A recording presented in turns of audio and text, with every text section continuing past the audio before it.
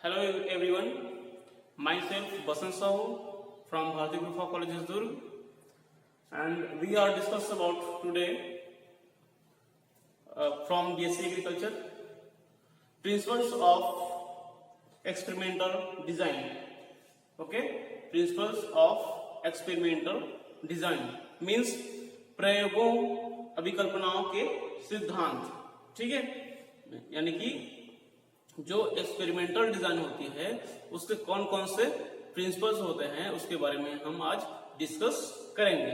Okay, तो आपको मालूम होगा कि जो स्टैटिक्स होता है उसके तीन प्रमुख उद्देश्यों में से एक उद्देश्य क्या है कि सांख्यिकी विधियों का अध्ययन करना. ठीक है, मतलब स्टैटिकल जो मेथड होती है उसकी स्टडी करना, ये आपको मालूम ही होगा. तो ये जो स्टडी या ये जो स्टैटिस्टिकल मेथड होती है वो जिन जिन विषयों में, ठीक है, जिन जिन सब्जेक्टों में हम उसे यूज करते हैं उनका स्कोप बहुत अधिक होती है. ठीक है, और जैसे कि इनमें से हम एक ये बोल सकते हैं कि एग्रीकल्चर साइंस, ठीक है, एग्रीकल्चरल साइंस कृषि विज्ञान के क्षेत्र में भी हम इसको विशेष रूप से सांख्यिकी विधि का प्रयोग करते हैं. ठीक है, तो कहने का मतलब यह है कि हम कोई भी स्टैटिस्टिकल मेथड का स्टडी करते हैं, है ना, जैसे कि कृषि से संबंधित है, एग्रीकल्चर से रिलेटेड कोई भी हम जब स्टडी करते हैं, है ना, तो उसमें सबसे पहले हमको ये जानना आवश्यक होगा कि हम एक्सपेरिमेंट किसका कर रहे हैं. ठीक है, हम इस पे एक्सपेरिमेंट किस चीज का कर रहे हैं और क्यों कर रहे हैं, हमारा क्या एम है उसको एक्सपेरिमेंट करने का. ठीक है, और उसकी डिजाइन किस प्रकार से बनेगी, ये बहुत महत्वपूर्ण बात होती है. ठीक है, तो हम इस चैप्टर में ये पढ़ेंगे कि एक्सपेरिमेंटल डिजाइन के कौन कौन से सिद्धांत होते हैं.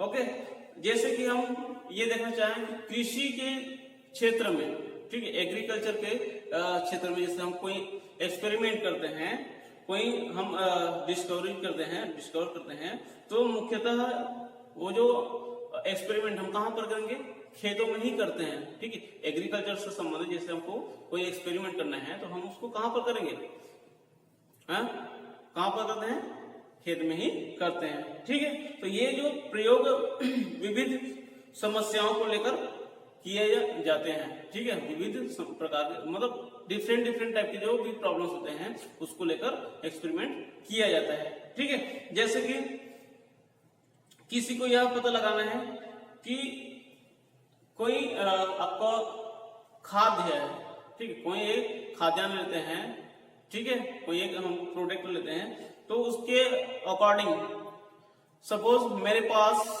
कोई नई वेराइटी आ रहा है. ठीक है, खाद्यान्न की सपोज मेरे पास नई वेराइटी है और जो कि स्थानीय वेराइटी से बहुत अच्छी है या बहुत अच्छी नहीं भी हो सकती है. ठीक है, इसका हम पता लगा सकते हैं. मतलब मेरे पास जैसे कि दो वैरायटी की क्या है या एक नया मेरे पास वैरायटी है खाद्य की, प्रोडक्ट की.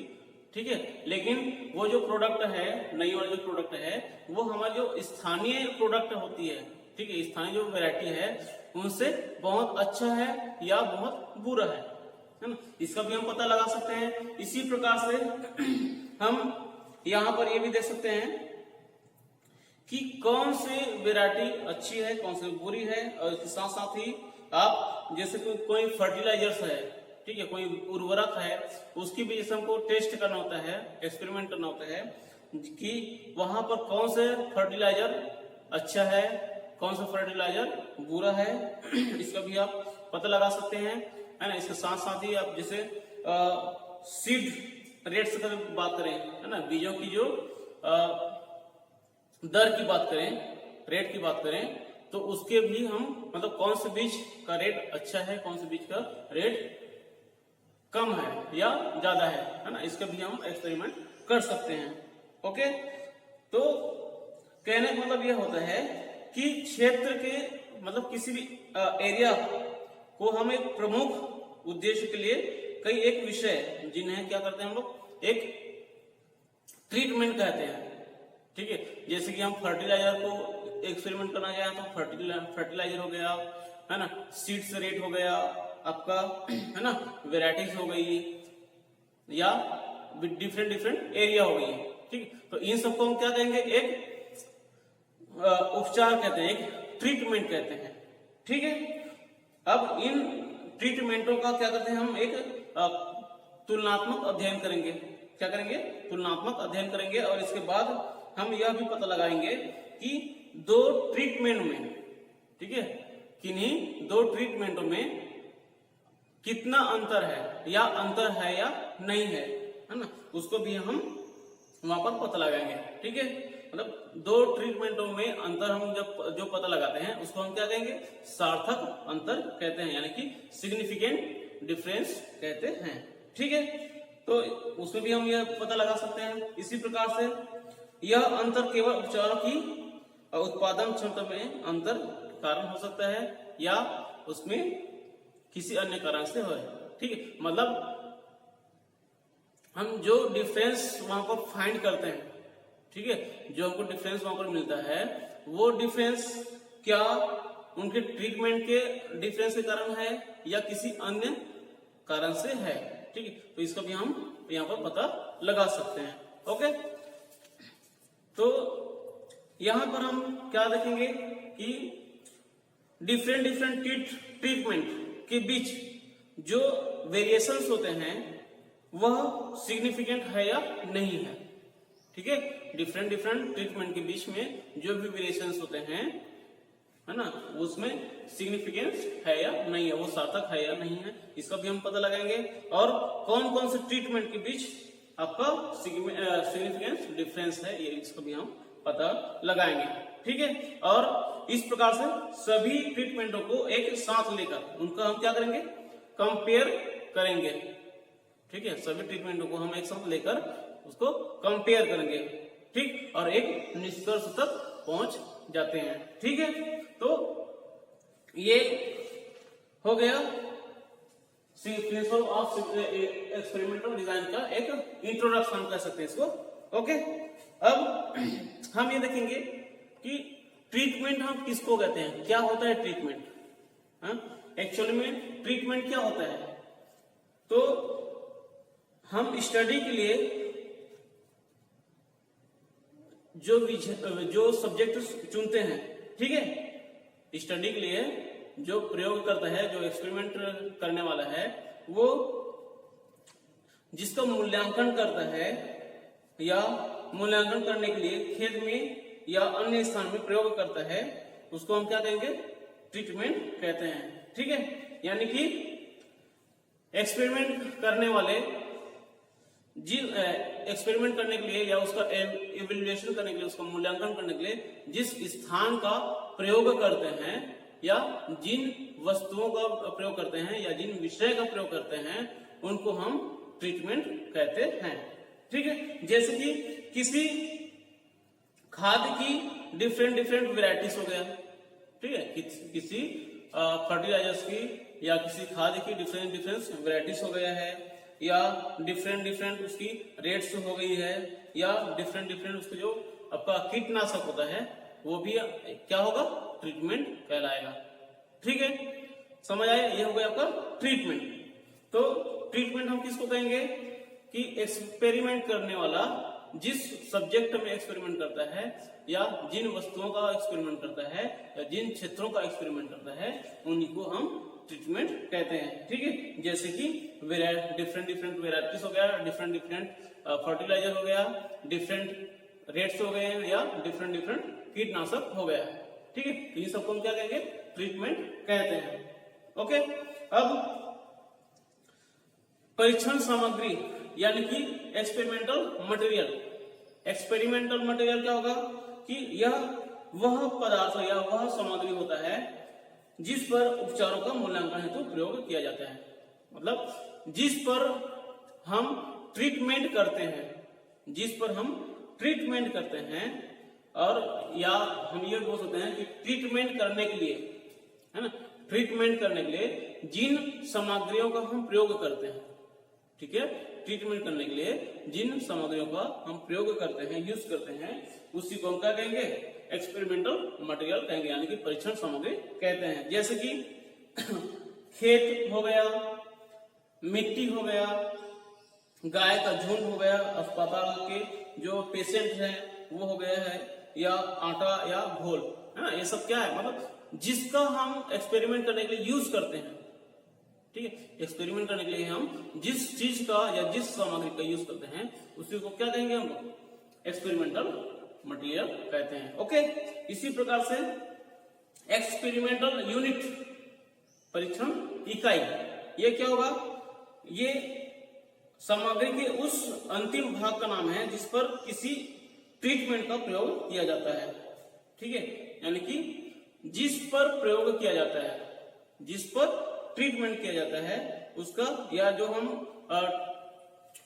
ट्रीटमेंट करते हैं उस सामग्री का, ठीक है, उस फर्टिलाइजर का एक लास्ट स्टेज होता है ना, जिस पर किसी ट्रीटमेंट का प्रयोग किया जाता है। जैसे कि खेत का प्लाट, हम खेत के एक प्लाट, जिस खेत के अंतर्गत जिस प्लाट को हम यूज करेंगे, ठीक है, या जिस प्लाट में हम एक्सपेरिमेंट करते हैं वो आपको क्या कहा गया, एक यूनिट कहलाता है। ठीक है, इसी प्रकार से एक गाय, मतलब गाय के झुंड में से हम जिस गाय को सिलेक्ट करते हैं, जिस गाय को हम एक्सपेरिमेंट करने के लिए सिलेक्ट करते हैं, तो वो एक गाय क्या कहलाएगा, एक एक्सपेरिमेंटल यूनिट कहलाएगा। ठीक है, इसी प्रकार से एक पेशेंट, बहुत सारे पेशेंट है, उनमें से हम जिस पेशेंट पर सिलेक्ट करते हैं एक्सपेरिमेंट करने के लिए, वही आपको क्या कहलाएगा, एक्सपेरिमेंटल यूनिट कहलाता है। ठीक है, मतलब एक यूनिक सामग्री होता है, ठीक है, मतलब जिस चीज का हम या जिस पर प्रयोग करते हैं, ठीक, जिस पर प्रयोग करते हैं वही आपका एक्सपेरिमेंटल यूनिट कहलाएगा। ओके, तो ये होगा कुछ बेसिक डेफिनेशंस। उसके बाद हम देखेंगे कि क्षेत्र संपरीक्षक के मूल सिद्धांत, यानी कि basic principles of field experimentation. ठीक है, अब इसमें आपको फर्स्ट आता है पुनः प्रयोग, यानी कि रिप्लिकेशंस। ठीक है, हम जब कोई भी टेस्ट करते हैं या कोई भी एक्सपेरिमेंट करते हैं तो हमको वहां पर पुनः प्रयोग की आवश्यकता क्यों होगी, है ना, हम उसका रिप्लिकेशंस क्यों करेंगे। तो किसी भी टेस्ट का या किसी भी एक्सपेरिमेंटल में उसका रिप्लिकेशंस करने का सबसे बड़ा फायदा ये होता है कि उस एक्सपेरिमेंटल का जो रिजल्ट होता है वो बहुत ही सटीक मिलता है आपको। ठीक है, मतलब एक शुद्ध रूप में मिलता है। तो क्या कहते हैं यहाँ पर, एक परीक्षण के अंतर्गत या एक्सपेरिमेंट के अंतर्गत ट्रीटमेंट की जो रिपीट होता है, ठीक है, एक्सपेरिमेंटल में या एक्सपेरिमेंटल के अंतर्गत ट्रीटमेंट की रिपीट होता है, उसी को रिप्लिकेशंस कहते हैं। ठीक है, या हम एक्सपेरिमेंटल में एक्सपेरिमेंट करते हैं और उसमें एक ही ट्रीटमेंट को, एक ही उपचार को हम दोहराते हैं, उसका पुनरावृत्ति करते हैं, तो वही आपका क्या कहलाएगा, पुनः प्रयोग कहलाता है या रिप्लिकेशंस कहलाता है। ठीक है, और हम ये जानते हैं कि खेत के अंदर मिट्टी की जो उत्पादन क्षमता है कितना अधिक, मतलब उसके उत्पादन क्षमता में कितना वेरिएशंस होते हैं। ठीक है, या हम ये बोल सकते हैं कि किसी खेत के अंतर्गत जो मिट्टी है उसमें उसकी उत्पादन क्षमता में कितनी वेरिएशंस है, मतलब डिफरेंट प्लाट में, डिफरेंट एरिया में आप जो उत्पादन करते हैं, जो प्रोडक्शन करते हैं, उसमें कितनी वेरिएशंस आते हैं, है ना। अब इन सभी वेरिएशंस को हम एक एक्सपेरिमेंटल में तो प्रूफ नहीं कर सकते, तो उसके लिए हम क्या करेंगे, उसका रिप्लिकेशंस करते हैं। ठीक है, वही जो ट्रीटमेंट है उसका हम रिप्लिकेशंस करते हैं, जिससे हमको ये पता चल जाता है कि उस एरिया में, उस खेत के अंतर्गत जो मिट्टी की उपजाऊपन है, जो प्रोडक्शन है, ठीक है, वो एक निश्चित रेशियो में कैसा है। ठीक है, मतलब कहां पर कैसा रेशियो है, इस प्रकार से हम उसका एवरेज भी फाइंड कर सकते हैं। ठीक है, तो रिप्लिकेशंस करने का सबसे बड़ा फायदा ये होता है कि हम जो भी एक्सपेरिमेंट करते हैं उसमें एक ही ट्रीटमेंट को बार बार दोहराते हैं। ठीक है, और बार बार दोहराना ही आपका रिप्लिकेशन कहलाता है, जिससे जो एक्सपेरिमेंट का रिजल्ट है वो एक शुद्ध रूप से आ जाता है आपका, ठीक है, जिसका एक वैलिडिटी होती है। ओके, अब इसमें एक चीज और होता है कि हम रिप्लिकेशंस की जो संख्या है, ठीक है, हम जो रिप्लिकेशंस है उसकी जो नंबर्स है उसको बढ़ा भी सकते हैं और कम भी कर सकते हैं, ठीक है। इसी प्रकार से रिप्लिकेशंस के कारण ही जो आपका एरर होती है, ठीक है, एरर होती है उसकी चांसेस बहुत कम हो जाती है, ठीक। तो ये हो गया आपका रिप्लिकेशंस। इसी प्रकार से आपका है रैंडमाइजेशंस। क्या होता है?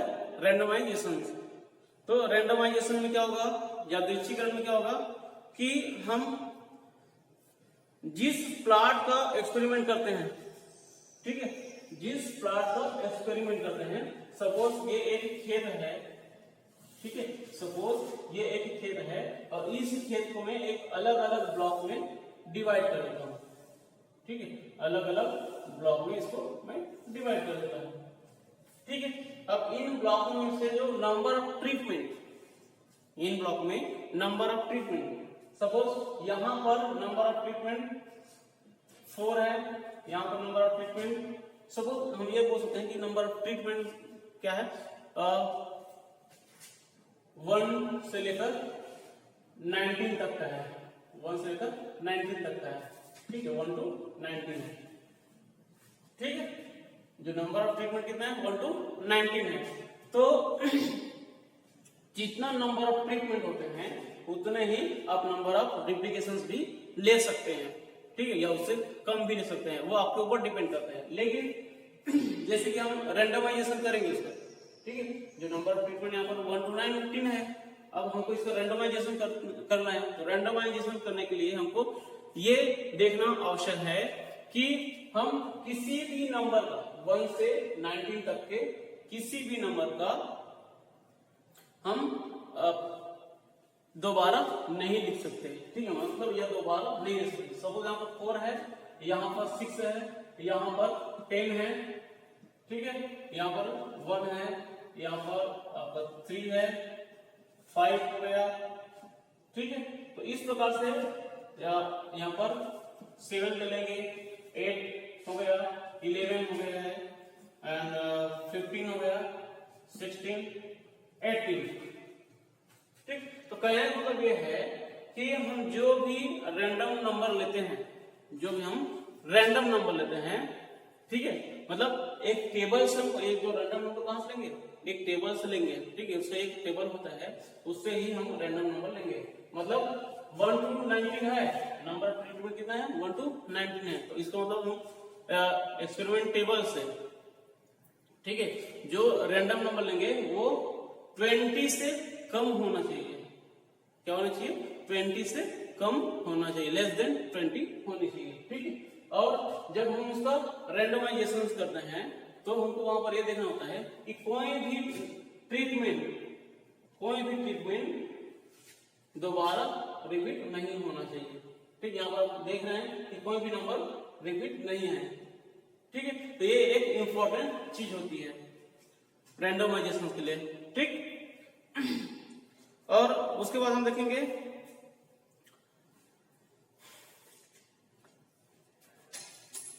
रैंडमाइजेशन के क्या फायदा होता है, रैंडमाइजेशन के क्या फायदा होता है। तो इसमें ये एक फायदा ये होता है कि हम किसी भी ट्रीटमेंट को आसानी से कंपेयर कर सकते हैं, ठीक है। ये डिफरेंट आपको ब्लॉक है, सपोज मैं इसको A B C D ABC दे देता हूं, यहां पर आपका इसको भी मैं दे दूंगा A B C D, इस प्रकार से, ठीक है। ये डिफरेंट ब्लॉक्स हैं, ठीक है। ये एक ब्लॉक है, सेकेंड ब्लॉक है, थर्ड ब्लॉक, इसका सभी का नाम होता है, ठीक है, सभी का नाम होता है।